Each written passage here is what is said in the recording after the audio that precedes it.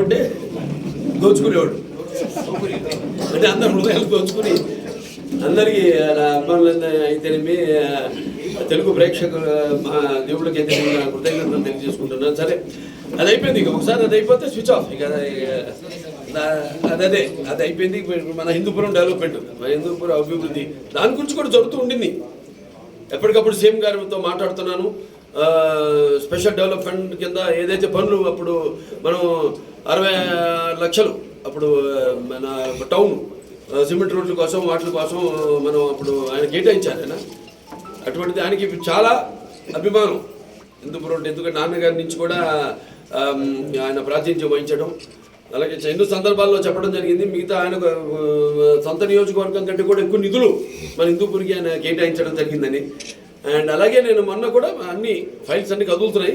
ఇప్పుడు ముఖ్యంగా 3 సమస్యలు ఇక్కడ అభివృద్ధి విషయంలోకి వస్తే, ఒకటేమో ఏదైతే ఈ 92 కోట్లు ఈ టౌన్లో అప్పుడు రివర్స్ టెండరింగ్ అని మళ్ళీ పనులు ఆపేసి మొత్తం డబ్బు మళ్లించేశారు. మళ్ళీ కాంట్రాక్ట్స్కి 25% పైన అయిన పనులు వాటిని నిలిపేశారు. ఆ పనులన్నిటికీ మళ్ళీ 92 కోట్లు ఆ ఫైల్ కదులుతుంది. అయిపోయింది, ఆల్మోస్ట్ అయిపోతుంది. ఇంకొక 120 కోట్లు మన హెచ్ఎన్ఎస్ఎస్ ఏదైతే పైప్ లైన్ ఉందో అది ఇప్పుడు సరిపోవట్లేదు. మనకి 8 ఇంచులు ఉంది, దాని 12 ఇంచులకి. దాని తర్వాత ఇంకో వైడ్నింగు, కెనాల్ వైడ్నింగు, అవన్నీ కూడా.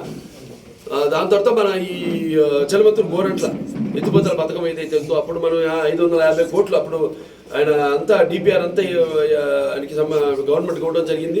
శాంక్షన్ కూడా చేశారు. కాకపోతే మళ్ళీ ప్రభుత్వం మారడం, దాన్ని ఆపేశారు, ఎవరు పట్టించుకోవాలి. ఇప్పుడు మళ్ళీ దాన్ని స్లోగా తింటే ఇప్పుడు రాష్ట్ర ఆర్థిక పరిస్థితులు దాన్ని బట్టి అయినా ఆయన మొగ్గు మనవైపోయే ముందు హిందూ ఏదైనా చెప్పా కదా, ఆయన హిందూపురం అభివృద్ధి గురించి ఆయన కూడా ఆలోచించేది. సో అది కూడా అది ఇప్పుడు 850 కోట్లకి ఎంత వచ్చింది. ఇప్పుడు రేట్లు పెరగడం, సిమెంట్లు అన్ని మెటీరియల్ రేట్లు. సో అది కూడా మొదలుపెట్టేస్తాం. దాన్ని ఏంటన్నది ఆర్థికంగా సరే ఆయన ఒక ఎన్నో వనరులు ఆయన సృష్టించి ఆనాడు లోటు బడ్జెట్తో ఉన్న ప్రభుత్వాన్నే మరి ఆర్థికంగా పైకి తీసుకొచ్చారు. సో అలాంటి తప్పకుండా అది కూడా త్వరగతిన శాంక్షన్ చేయడం జరుగుతుంది. ఇక మిగతా ఇక్కడ జరుగుతున్న కొన్ని దృష్టికి వచ్చాయి మీ ద్వారా కూడా.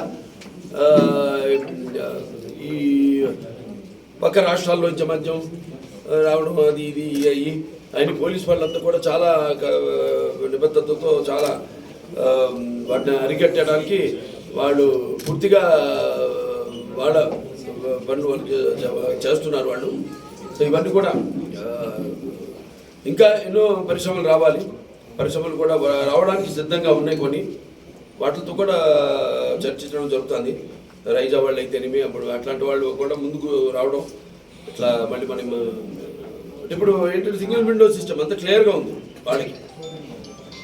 అంటే వెంటనే త్వరగా ఫైల్స్ అన్నీ మూవ్ అవుతాయి, శాంక్షన్ అయిపోతాయి అన్న ఒక మంచి ప్రభుత్వం. యథా రాజా తథా ప్రజ అన్నట్టు ప్రభుత్వం బాగుంటే అన్నీ అభివృద్ధి త్వరగతిని జరుగుతాయి. అన్నీ కూడా మనం ఆశించేది అభివృద్ధి గురించే, సంక్షేమం గురించే, ప్రజల సంక్షేమం గురించి. సార్ కాబట్టి హిందూపురం మున్సిపల్ చైర్మన్ సార్ పూర్తి బలం ఉన్న తెలుగుదేశం పార్టీకి సంబంధించిన పర్సన్ ఇంకా 6 నెలలు పూర్తి అవుతాం సార్. నిబంధనల ప్రకారంగా ఫిబ్రవరి 20కి 6 months. అంటే దానికి ముందైతే నోటిఫికేషన్ ఉండేదండి. కొన్ని రోజులు అయితే నోటిఫికేషన్ అవసరం ఉండదు. అందుకని కొంచెం దాన్ని అప్పుడు జాప్యం చేయడం జరిగింది. ఎందుకంటే ఇక్కడ ఉన్న మొత్తం ఏవేవి మున్సిపాలిటీస్ ఉన్నాయో 7-8 మున్సిపాలిటీస్కి ఇప్పుడు మనం చైర్పర్సన్స్ని మార్చాల్సిన అవసరం ఉంది.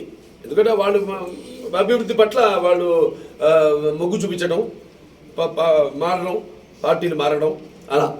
సో దాంట్లో ఏంటంటే కొన్ని అన్నీ కలిపి పెట్టాలి. ఒక హిందూపురానికంటూ ప్రత్యేకంగా పెట్టడం కుదరదు. It's protocol. ఆ ప్రోటోకాల్ అనుసరించాలి. కాబట్టి దాన్ని ఒక కొంచెం 1 సంవత్సరంన్నర అటు అయితే దానికి ఆ నిబంధనలను మనకి వర్తించం. దానికోసమని మేము ఏదో వెయిట్ చేస్తాం. అది మున్సిపల్ యాక్ట్ ప్రకారంగా ఫిబ్రవరి 20వ తారీఖు 6 నెలలు అవుతుంది సార్.